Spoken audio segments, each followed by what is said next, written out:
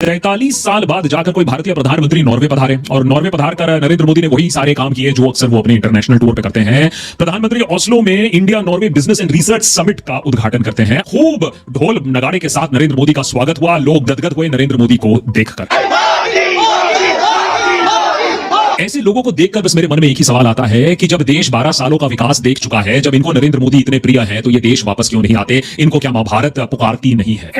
मोदी जी का प्लान, उनका PR absolutely according plan चल रहा था, सब कुछ स्मूथ चल रहा था, लेकिन यही आ गए नॉर्वे के जर्नलिस्ट। ये जर्नलिस्टों लोगों को नॉर्वे में क्या नंबर 1 मीडिया का पायदान दे दिया। ये अपने आप में ना अपने आप को बहुत कुछ समझने लगे हैं और यही वेज बिरयानी में इन्होंने निहारी घुसेड़ दी।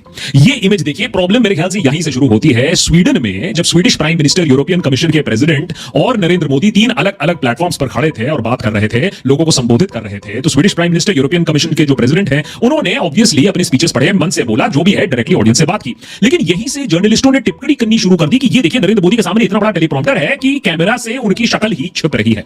लेकिन दिक्कत यही खत्म नहीं हुई। टेलीप्रॉम्प्टर की बात नहीं है कि लोगों को एहसास होने लगा कि मोदी जी टेलीप्रॉम्प्टर के बिना बात नहीं कर सकते हैं, लेकिन दिक्कत इस बात से होने लगी कि इस स्वीडन में जो कम्युनिके हुआ, जो कॉन्फ्रेंस हुआ, उसके बाद नरेंद्र मोदी ने वहां सवाल उठाने से मना कर दिया और वहां भी जो पत्रकार ने जो सवाल उठाए थे उन्हें भी दरकिनार कर दिया गया था। हमारे जो एमईए के अफसर हैं, उन्होंने ये सवालों को भी दरकिनार कर दिया। तो कहीं ना कहीं एक प्रेशर बन रहा था। ये जो नॉर्डिक कंट्रीज में है, यहां जर्नलिज्म की परिभाषा हमारी परिभाषा से थोड़ी अलग। ऐसे शो करता है मतलब विपक्ष तो सबसे बुरा है दुनिया में।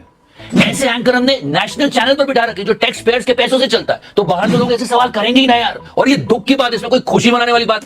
Yes, not all right guys, internationally हमारी कैसे पोल खुल रही है कि हम देख ही रहे हैं, सारी बात करेंगे। Why should we trust you? हमारी इकोनॉमी, रुपी वैल्यू आप देख रहे हो। मोदी जी खुद बाहर जाके बात एडमिट कर चुके हैं कि बहुत बुरा समय आ सकता है। विपक्ष भी यही कह रहा है। आज शेयर मार्केट की भी हालत है, पता नहीं क्या हो रहा है यार। I sincerely believe that it would be disastrous for the country to have Narendra Modi as the Prime Minister. 1993 में जब हमने अपनी इकोनॉमी को फॉरेन इन्वेस्टर्स के लिए खोला था, तब से लेकर अब तक लोग ऐसा कह रहे हैं शायद सबसे ज्यादा फॉरेन इन्वेस्टर्स ने अभी पैसा निकाला होगा हमारी इकोनॉमी से। अरे मोदी जी, लोग और भी बहुत कुछ कह रहे हैं, क्यों नहीं करते हो प्रेस कॉन्फ्रेंस? देश में तो इतने सालों से चल रहा था, आप लोग बाहर भी सवाल पूछने लगे। और लोग क्यों हमसे सवाल नहीं पूछेंगे? हमने टैक्स पेयर्स की मनी से चलने वाले दूरदर्शन पे तिहाड़ी जैसे एंकर को बिठा रखा है जो दिन रात नफरती बातें करता है। जो लड़की ने कल किया, मतलब गोदी मीडिया ने इस तरह आदत बिगाड़ दी नेताओं की कि सवाल सुन के जवाब देने की कैपेसिटी चली गई है, गायब हो गई वो क्षमता। Prime Minister Modi, why don't you take some questions from the freest press in the world? अच्छा चलता हूं। दो ही तरीके रह गए नेताओं के पास कठिन सवालों का जवाब देने में, या तो इग्नोर कर दो या फिर सीधे पुलिस में बुलाऊं क्या? तुम्हें बाद में बात करेंगे, नहीं तो पुलिस बुला के बाहर निकाल दूंगा। अबे शांत नीचे बैठो।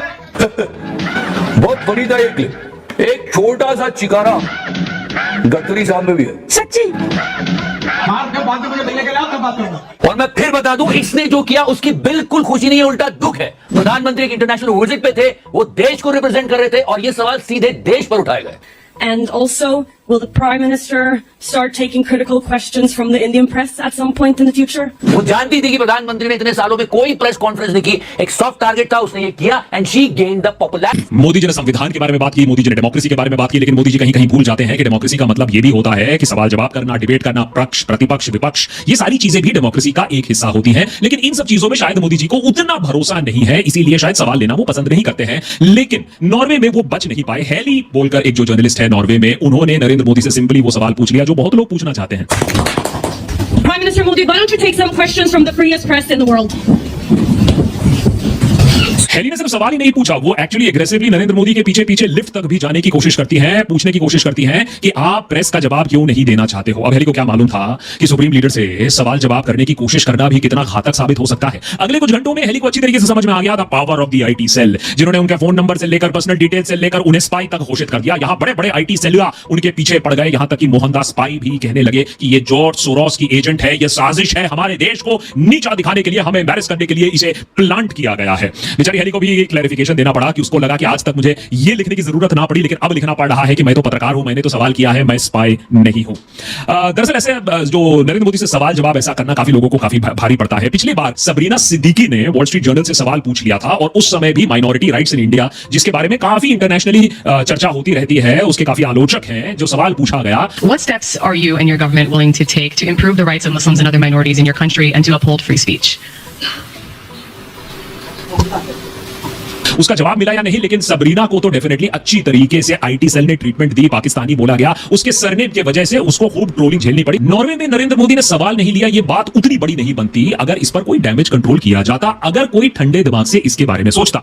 जो डिप्लोमेटिक सर्कल्स में अगर आप बात करो तो इसको डील करने का एक बहुत सिंपल सा सोल्यूशन था। नरेंद्र मोदी एक्चुअली एक प्लस पॉइंट स्कोर कर सकते थे। सोचिए कि इस इंसिडेंट के बाद नरेंद्र मोदी इस जर्नलिस्ट को बुलाकर एक इंटरव्यू दे देते 10 मिनट का, तो सोचिए उनका कद इंटरनेशनली कितना बढ़ जाता। स्काउट हुआ तब कुछ 700-800 फॉलोवर थे एक्स पर, अब 17-18 हो गए। तो she milk that opportunity. Mr. Modi, do you deserve the trust of our president, man i verden?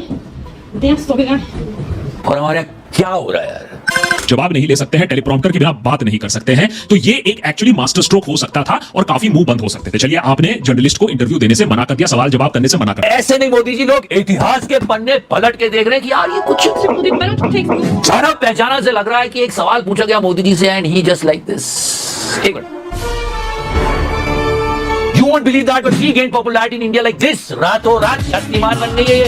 अब ये क्या कर रही है? मतलब I mean, she's a good chess player. Now she's contacting Mr. Rahul Gandhi कि आप मुझे इंटरव्यू देंगे।